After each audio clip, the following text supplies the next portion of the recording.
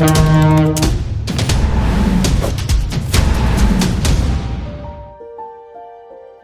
غير الدراويش كوره في مصر مفيش.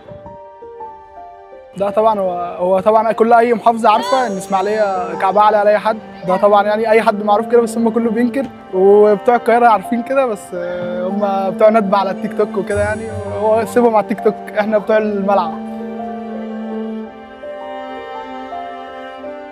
لا هنا بص، اسماعيليه مليانه مواهب، اسماعيليه مليانه مواهب، يعني عايز تشوف اي مواهب هتلاقيها هنا في اسماعيليه. اسماعيليه هنا في لعيبه كوره كتير قوي، وعايز اقول لك في لعيبه يعني في حته انت ممكن ما تتوقعهاش.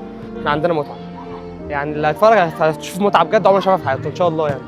اول حاجه محمساني في البطوله، انا معايا فريق محترم جدا.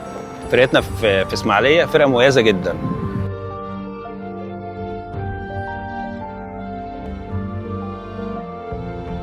احنا هنا تمشي في الشارع، في اي حي، في اي شارع، في حاره، في شارع كبير، تلاقي العيل صغير ماسك الكوره بيلعب بالكوره، تخليك في مستوى تاني مختلف عن اي محافظه تانيه يعني.